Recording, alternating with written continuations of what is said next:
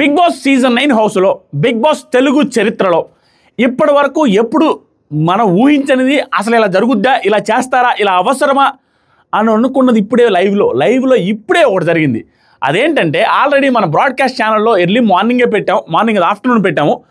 అదేంటంటే big boss season 9 హౌస్కి ఈసారి ఇద్దరు క్యాప్టెన్స్, 2 క్యాప్టెన్స్. ఆ 2 క్యాప్టెన్స్ కూడా సుమన్ శెట్టి గారు అండ్ గౌరవ్ గుప్తా.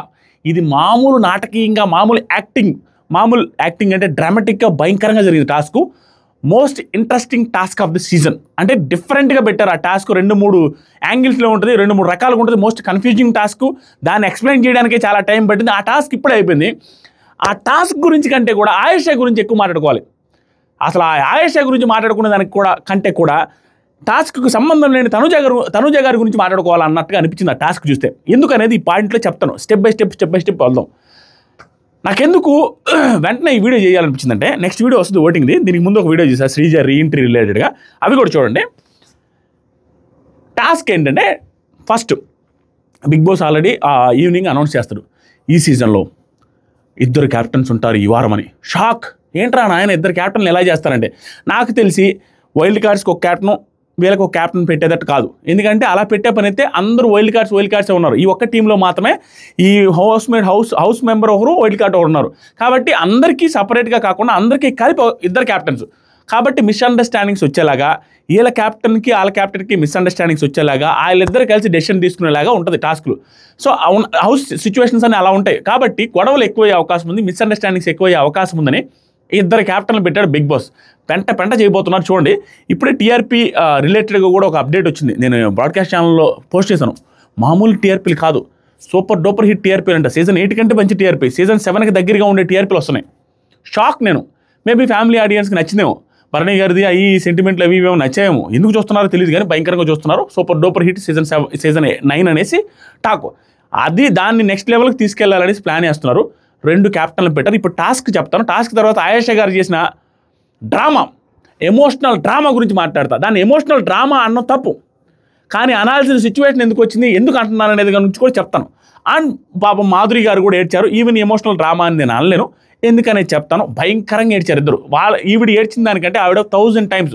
ఇంతవరకు బిగ్ బాస్ తెలుగు చరిత్రలో, ఇంతవరకు బిగ్ బాస్ తెలుగులో సీజన్ 9లో రీతు గారు ఏడ్చిన దానికంటే 50 రెట్లు, తనుజ గారు ఏడ్చిన దానికంటే 1000 రెట్లు ఏడ్చారు ఆయేషా గారు. దాని గురించి మాట్లాడతాను.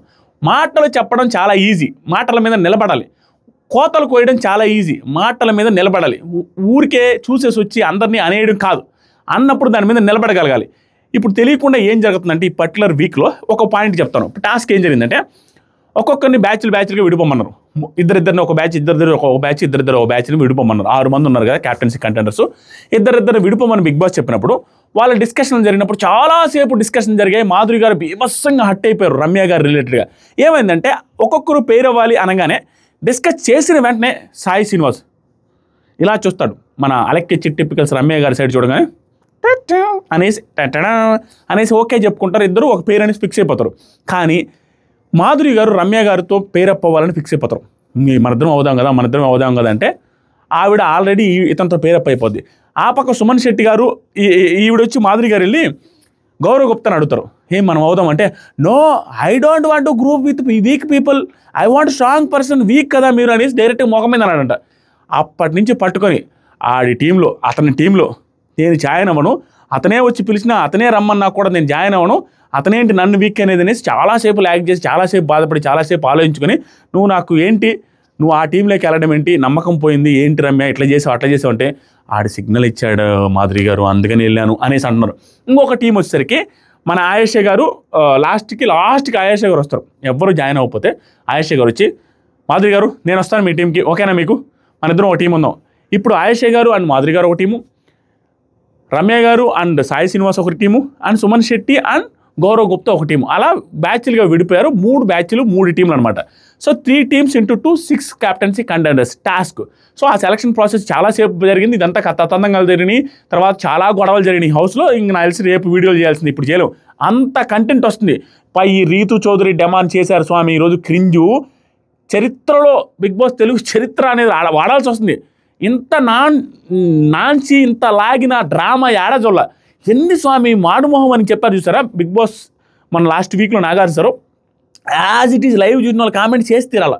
మాడు మొహం పెట్టుకొని డెమాన్ పవన్ ఉండడం, ఈవిడేమో బాధపడుతూ ఉండడం, ఏంటి నువ్వు నాతో మాట్లాడవా, ఏంటి ఇది ఇది అనేసి బాధపడడం, ఏదో ఓవర్ డ్రామా చేశారు, భయంకరంగా లాగారు ఈ లవ్ స్టోరీని. అండ్ ఈ పక్క కళ్యాణ్ది తనుజాది కూడా ఒక డ్రామా క్రియేట్ అయింది. ఆ డ్రామా ఏంటంటే కళ్యాణ్ నిన్ను మాధురి గారు అంటుంటే నేను చూడలేకపోయాను, నన్ను ఎవరైనా అంటే నువ్వు చూడగలవా అంటాం. అది డెమాన్ పవన్ రీతు ఉండి మధ్యలో వింటా ఉండను, అది కూడా ఒక 10-15 నిమిషాలు సాగింది. ఆ తర్వాత భరణి గారిది సీరియల్ డ్రామా ఒక 2-3 గంటలు సాగింది. సో ఓవరాల్గా లైవ్లో ఇదంతా జరుగుతున్న టైంలో ఈ గ్యాప్లో కెప్టెన్సీ కంటెండర్లో 2 బ్యాచ్లుగా ఇద్దరు కలిసి బ్యాచ్లుగా డివైడ్ చేసిన తర్వాత ఈ కమ్యూనికేషన్ అంతా జరిగింది, మాట్లాడి జరిగింది. తర్వాత బిగ్ బాస్ గ్రౌండ్లోకి రండి, బయటికి రాండి, ఆ సెటప్ చూసి అందరూ షాక్. ఇదేంట్రా వాకీ టాకీలు పెట్టరు, ఇదేంట్రా బ్లాకులు పెట్టరు, అక్కడేంట్రా ఇంకోటి పెట్టరు, లోపలేమో బాక్సులో లోపల యాక్టివిటీ రూమ్లో ఏమో శవపేటికలు గ్రేవ్ యార్డ్కి సంబంధించి బాక్సులు పెట్టారట. ఆ బాక్సుల్లో మనుషులు కూర్చోవాలి, ఇక్కడ వాకీ టాకీలు యూజ్ చేసి అక్కడ కీస్ తీసుకెళ్ళి ఆ మనిషిని ఆ గ్రేవ్ యార్డ్ నుంచి బయటికి తీయాలి, వచ్చిన తర్వాత బెల్లి కొట్టాలి.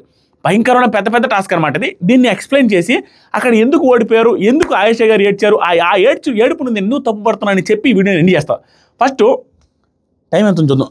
ఫస్ట్ ఈ టాస్క్ ఏం జరిగిందంటే ఒకసారి చెప్తా ఉండమో, టైం ఎంత చూసి ఫాస్ట్గా చేస్తా. Okay, no problem. ఫస్ట్ ఏం జరిగిందంటే ఆ టాస్క్ ఫస్ట్ ఒక బెంచ్ మీద 3 వాకీ టాకీలు ఉంటాయి. ఓకేనా, ఈ 3 వాకీ టాకీలకి తాళం వేసి ఉంటారు, పంజరంలో పెట్టుంటారు. సో ఆ తాళం తీస్తేనే వాకీ టాకీలు వాడగలుగుతారు. ఇప్పుడు వీళ్ళు బ్యాచ్లుగా డివైడ్ అయ్యారు కదా, ఇద్దరు ఒక పర్సన్ ఇక్కడ బయట ఉంటారు, ఒక పర్సన్ యాక్టివిటీ రూమ్లోకి వెళ్ళి ఆ చెక్క ఉంటుంది కదా, అది మనం చూపించాలి, అది ఎలా ఉంటుందో ఏంటని చూపించలేదు, ఎపిసోడ్లో చూపిస్తారు రేపు. ఆ చెక్క లోపల పడుకోవాలి, పడుకున్న తర్వాత అది పడిపోద్ది, ఇంక దాన్ని తీసుకోలేరు, పడిపోద్ది, వాళ్ళు అక్కడ పడుకో ఉండాలి. వాళ్ళకి అక్కడ ఏమేమి ఉంటుందంటే ప్రతి ఒక్కరికి ఒక టార్చ్ లైటు, ఒక వాకీ టాకీ ఉంటుంది. ఆ వాకీ టాకీ టార్చ్ లైట్ అక్కడ ఉంటుంది, వాళ్ళది అక్కడ అయిపోయింది. బయట ఉన్న వాళ్ళు ఆ ఒక్క పర్సన్ ఏం చేయాలంటే ఫస్ట్ వీళ్ళకి ఒక కీ ఉంటుంది. ఫస్ట్ ఏం చేయాలా, కీ తెలియాలంటే ఆ వాకీ టాకీ తీసుకోవాలంటే ఆ వాకీ టాకీని రిమూవ్ చేసి వీళ్ళు కూడా పట్టుకొని ఇక్కడ వాకీ టాకీతో అక్కడ పడుకున్న పర్సన్తో మాట్లాడుకోవాలి. కమ్యూనికేషన్ జరగాలంటే బయట ఉన్న వ్యక్తికి వాకీ టాకీ లేదు, ఎందుకంటే అది పంజరంలో ఉంది, పంజరంకి లాక్ చేస్తున్నారు. లోపల ఉన్న వ్యక్తి దాంట్లో పడుకోగానే వాకీ టాకీ ఉంటుంది, అతను వాడడం స్టార్ట్ చేస్తారు. కానీ అతను లోపల పడుకున్న పర్సన్ ఆ వాకీ టాకీని వాడి హలో గౌరవ్ అని చెప్పి ఆ వాయిస్ వినాలి. ఆ వాయిస్ వింటే ఈ వాకీ టాకీల్లో వీళ్ళ వాయిస్లు వినపడతాయి, లోపల పడుకున్న వాళ్ళ వాయిస్లు. అక్కడ ఎవరెవరు పడుకున్నారు, సుమన్ శెట్టి గారు లోపల పడుకున్నారు, ఆయేషా గారు లోపల పడుకున్నారు, ఆయేషా గారు మాధురి గారు లోపల పడుకున్నారు. ఇంకో పక్క వచ్చేసరికి ఇంకొకరు ఎవరు, రమ్య లోపల పడుకున్నారు. ఈ ముగ్గురు లోపల పడుకుంటే వీళ్ళ ముగ్గురు బయట ఉన్నారు. సో వాళ్ళ వాయిస్లో వాళ్ళు వాకీ టాకీలో ప్రెస్ చేసి మాట్లాడతారు. మాట్లాడినప్పుడు ప్రతి ఒక్కరి వాకీ టాకీలో వీళ్ళ వాయిస్లు వినపడతాయి కదా, అది వీళ్ళ వాకీ టాకీ అని గుర్తుపట్టి అక్కడ లోపల ఎదురుగా 1, 2, 3 నెంబర్స్ ఉంటాయి. ఆ నెంబర్ ఉన్న కీస్ తీసుకొని వచ్చి ఎవరు వాకీ టాకీ వాళ్ళు తీసుకొని ముందు వాకీ టాకీ పట్టుకోవాలి. వాకీ టాకీ పట్టుకున్న తర్వాత వీళ్ళ కమ్యూనికేషన్ చేయాలి. చాలాసేపు డిస్కషన్ జరిగి ఈ టాస్క్ని ఎక్స్ప్లెయిన్ చేయడానికి కళ్యాణ్ ట్రై చేస్తాడు, మాధురి గారు ట్రై చేస్తారు. తర్వాత ఇమాన్యుల్ ఒక్కడే కరెక్ట్గా ఎక్స్ప్లెయిన్ చేస్తే బిగ్ బాస్ కూడా చెప్తాడు, ఇమాన్యుల్ మీరు కరెక్ట్గా చెప్పారు. ఆ ఎక్స్ప్లెయిన్ చేసిన తర్వాత అది ఈవెన్ వాళ్ళు బుక్లెట్ కూడా పంపించి ఎలా వాడాలి, వాకీ టాకీ ఎలా వాడాలి అనేది కూడా అందరికీ చూపించి అందరికీ ఎక్స్ప్లెయిన్ చేసిన తర్వాత ఒక లైన్లోకి వస్తుంది. బిగ్ బాస్ ఇంకా చెప్తాడు ఆ వాకీ టాకీని దాంట్లో ఉన్న రెడ్ సింబల్ నొక్కి మాట్లాడిన తర్వాత వదిలేసుకుంటూ అవతల పక్క వాళ్ళు మాట్లాడతారు.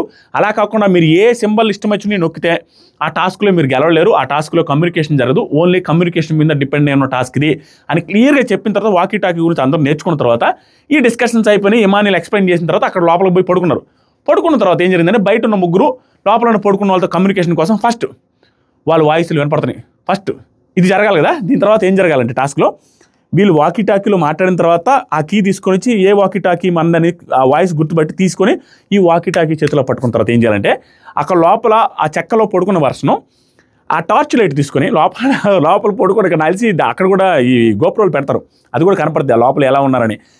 ఆ లోపల పడుకున్న పర్సన్ ఆ టార్చ్ లైట్ తీసుకొని ఆ వాకీ టాకీలో మాట్లాడుతూ లోపల ఎక్కడెక్కడో చెక్ చేసుకోవాలంట. మొత్తం చెక్ చేస్తే కోడ్ ఉంటుంది, ఒక కోడ్ ఉంటుంది. ఆ కోడ్ని బట్టి కీస్ ఉంటాయి.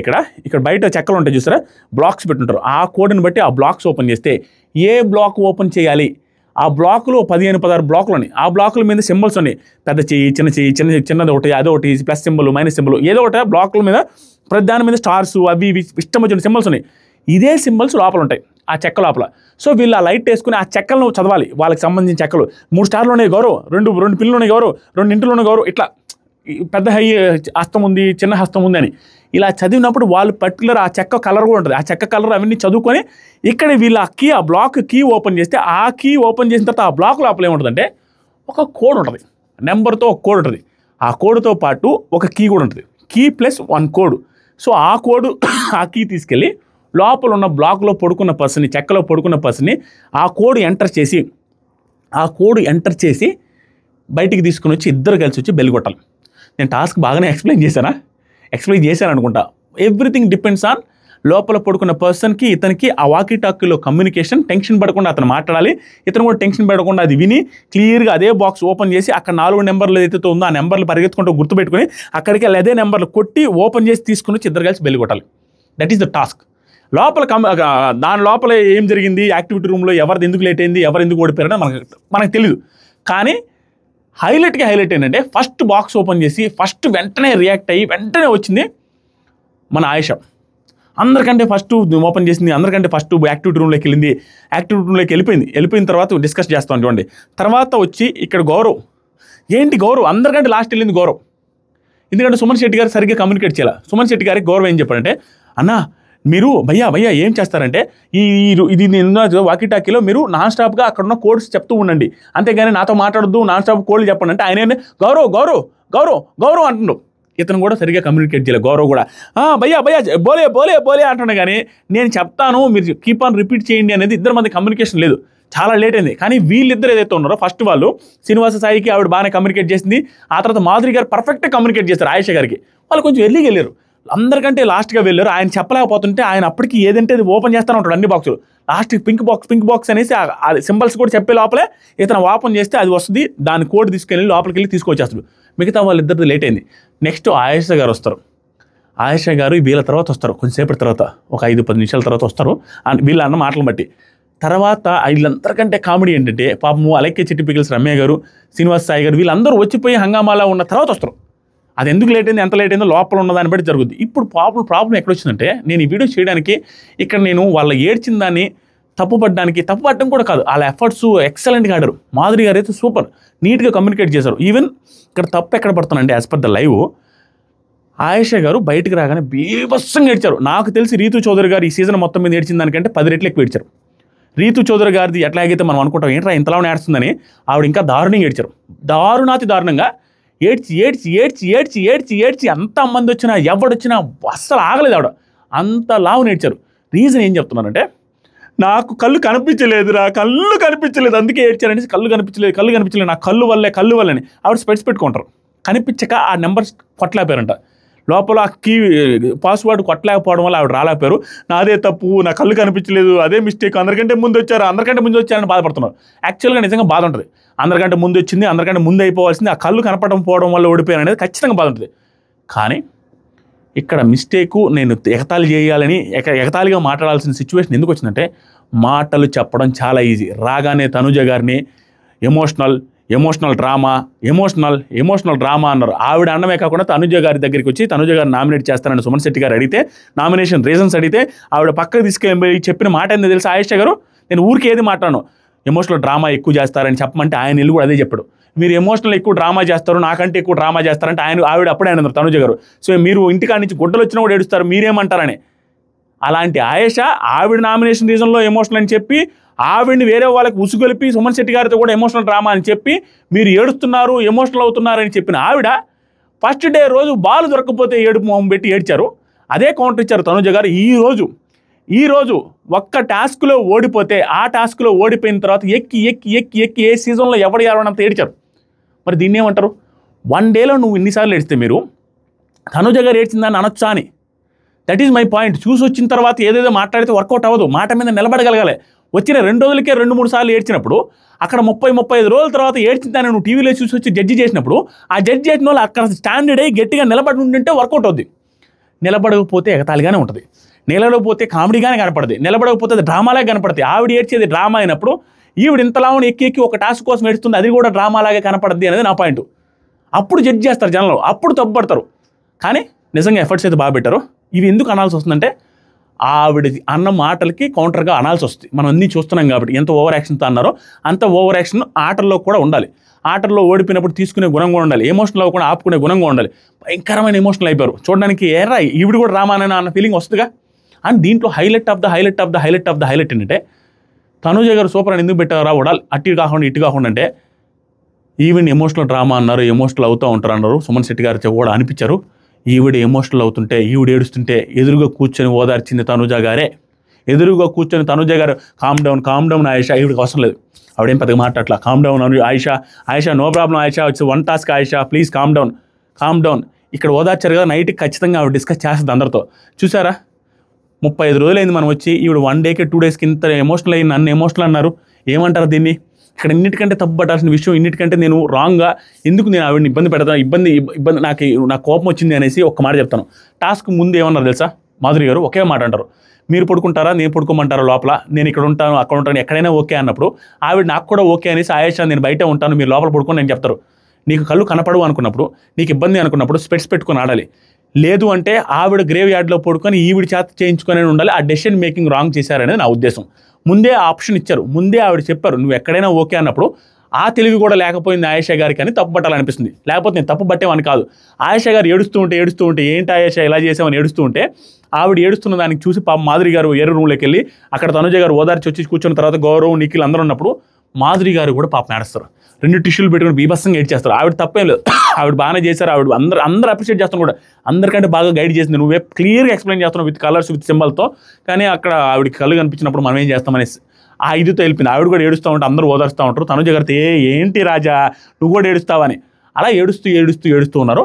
సుమన్ శెట్టి గారు లోపల నుంచి బయటకు వచ్చేటప్పుడు లిటరల్గా గూస్ బంప్స్ నాకు లిటరల్గా గూస్ బంప్స్. సుమన్ శెట్టి గౌరవ్ వస్తుంటే ఏ అంటే వాళ్ళు వస్తున్నప్పుడు వెనక చూసుకుంటాను ఎవరు లేరండి, డోర్లు తీసుకొని పరిగెత్తుకుంటూ వచ్చి బెల్లు కొట్టి ఏ సుమన్ శెట్టి గారు అట్లా చేయడు. భయంకరమైన ఆనందం. అందులోకి వీళ్ళందరూ వచ్చి కళ్యాణ్ క్యాప్టెన్ అయిపోయారు అన్న, క్యాప్టెన్ అని. బిగ్ బాస్ కళ్యాణ్ నీ బ్యాడ్జ్ తీసి ఒక బ్యాడ్జి అండ్ లోపల నుంచి ఇంకో బ్యాడ్జ్ వస్తే ఆ 2 బ్యాడ్జెస్ కొత్త క్యాప్టెన్స్ అని ఇద్దరికి పెట్టమన్నాడు. సుమన్ శెట్టి గారు అండ్ గౌరవ్ గుప్తా ఇద్దరు క్యాప్టెన్స్ బిగ్ బాస్ సీజన్ 9 హౌస్లో నెక్స్ట్ వీక్కి. ఇది జరిగింది, ఇంత హంగామా జరిగింది లైవ్లో. సుమన్ శెట్టి గారు సరిగ్గా చెప్పకపోయినా గౌరవ్ గుప్తా అర్థం చేసుకుని ఏదో చేసి హంగామా చేసి వీళ్ళిద్దరు గెలిచేశారు. ఎఫర్ట్స్ అయితే పెట్టారు. సుమన్ శెట్టి కూడా no Gaurav I will deal, I will communicate, I can do no problem, I will tell the code, you will select the key and అని ఇంగ్లీష్లో ఎక్స్ప్లెయిన్ చేసుకొని కమ్యూనికేట్ చేసుకొని వీళ్ళిద్దరు గెలిచిన తీరు, వీళ్ళిద్దరూ ఆనందపడ్డ తీరు అన్నీ నవ్వుతూ నా భవిష్యత్తు నెక్స్ట్ లెవెల్ అనిపించింది స్వామి. నాకు హ్యాపీగా అనిపించింది పర్సనల్గా. సరేలే సుమన్ శెట్టి గారు బాగా చేస్తారో లేదు తెలియదు, పాపం ఆయన ఇన్నోసెంట్ పర్సన్. భరణి గారు వెనకేది నడుచుతారో, రాము చేసినప్పుడు భరణి గారికి ఏదైతే పేరు వచ్చిందో మళ్ళీ సుమన్ శెట్టి గారు చేస్తున్నప్పుడు కూడా భరణి గారిని నడిపించారనే పేరు రాకుండా ఉంటే చాలు. అలా వస్తే మళ్ళీ తలకాయ నొప్పి. సుమన్ శెట్టి గారి మాస్క్లో ఉన్నారా నిజంగా ఇన్నోసెంట్ అని బయటపడే రోజులు వస్తాయని కూడా అనిపిస్తుంది. ఎందుకంటే క్యాప్టెన్ అయిన తర్వాత, పవర్ వచ్చిన తర్వాత, అథారిటీ వచ్చిన తర్వాత మనిషి ఎలా నిలబడతారు అనేది రియల్ మనిషి. సో ఈ అథారిటీ వచ్చిన తర్వాత ఆయనలో యాటిట్యూడ్ పెరుగుద్దా, ఆయనలో ఫేస్ ఎక్స్ప్రెషన్స్, ఆయన మాట్లాడే విధానం ఏమైనా మారుద్దా చూడాలి. అది మారితే మాత్రం వర్కౌట్ కాదు, అది మారకుండా ఉంటే కొంచెం బాగుంటుంది. ఒకవేళ మారితే ఇంకా ఇంట్రెస్టింగ్గా ఉంటుంది, నాకు చూడాలనిపిస్తుంది. And Gaurav Gupta innocent person, communication లేదు, తెలుగు రాదు. ఈ పర్సన్ ఎలా డీల్ చేస్తారు? ఇన్ని రోజులు ఏంటంటే ఆ టీంలో వైల్డ్ కార్డ్స్ ఎవరైతే ఉన్నారో గౌరవ్ గుప్తాని లెక్క కూడా చెప్పట్లా. ఏంట్రా నువ్వు let me talk, don't disturb, ఇవే మాట్లాడుతున్నారు. ఇప్పుడు క్యాప్టెన్ అయ్యాడు, అథారిటీ ఉంటుంది.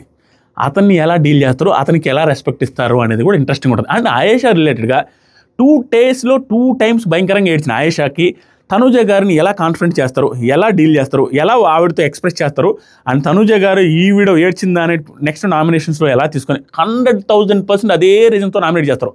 ఏడ్చిన విధానం చూస్తే షాక్ అవుతారు మీరు లైవ్ చూస్తే. పిచ్చిగా ఏడ్చారు. మనం రీతు గారిని బీభత్సంగా ఎగతాళిగా మాట్లాడతాం కానీ ఆవిడ పిచ్చిగా భయంకర దారుణంగా ఏడ్చారు. ఏడవడం ఒక ఎత్తు అయితే అంతా అయిపోయిన తర్వాత ఆవిడని చూపించాలి మనకి. అంతా అయిపోయిన తర్వాత కమార్ రండే అంటూ అరుచుకుంటూ మళ్ళీ బయటకు వచ్చారు హ్యాపీగా. ఇదేమంటారు డ్రామా అనరా? అది చూపించాలి. ఆవిడ వాయిస్ వినపడుతుంది, మళ్ళీ హ్యాపీగా బయటకు వచ్చేసారు అందరితో పాటు. అంతలా నేర్చి ఎక్కి. సో ఆవిడ ఎఫర్ట్స్ బాగున్నాయి, ఆవిడ ఆట బాగుంది, అన్నీ బాగున్నాయి. మాట అనేటప్పుడు ఆ మాట మీద నిలబడేది కూడా బాగుండాలి అనేది నా ఉద్దేశం. ఏదైనా తప్పు మాట్లాడితే క్షమించండి, ఒకరి ఎమోషన్ని ఎగతాళి చేయాలని కానీ అది కాదు. ఆవిడ చేసిన దాన్నే నేను చేస్తున్నాను, ఆవిడ చేయకపోతే నేను చేసేవాడిని కాదు అనేది నా ఉద్దేశం. గుర్తుపెట్టుకోండి. దీని కింద నేను తప్పు మాట్లాడుతూ కూడా మీరు కామెంట్ చేయొచ్చు. వీడియో నచ్చితే లైక్ చేయండి. కొత్త క్యాప్టెన్స్ సుమన్ శెట్టి గారు అండ్ గౌరవ్ గుప్తా గారికి కంగ్రాచులేషన్స్. లైక్ చేయమా, లైక్ అండ్ కొత్తగా చూసే వాళ్ళు ఎవరైతే ఉన్నారో సబ్స్క్రైబ్ చేయండి. ఈ వీడియోకి ఒక 1000 సబ్స్క్రైబర్స్ అని ఎక్స్పెక్ట్ చేస్తున్నాను. నెక్స్ట్ వీడియో ఓటింగ్ రిలేటెడ్గా ఉంటుంది. ఆ తర్వాత ముందు వీడియో శ్రీజ రిలేటెడ్గా చేస్తున్నాను. ఒకసారి చూడండి. అండ్ కామెంట్ సెక్షన్లో ఇన్స్టాగ్రామ్ లింక్ ఉంది మామ. ఇలాంటి అప్డేట్స్ నేను ఎర్లీ మార్నింగే పెట్టేశాను. వీళ్ళిద్దరు క్యాప్టెన్స్ అని, సుమన్ శెట్టి గారు క్యాప్టెన్ అని, ఇద్దరు క్యాప్టెన్ అనే అప్డేట్. సో అలాంటి అప్డేట్ మిస్ అవ్వకుండా ఉండాలంటే కామెంట్ సెక్షన్లో ఇన్స్టాగ్రామ్ లింక్ ఉంది, ఫాలో అవ్వండి. అండ్ స్టోరీస్ చెక్ చేస్తూ ఉండండి, మీకు అప్డేట్స్ వస్తాయి. Love you.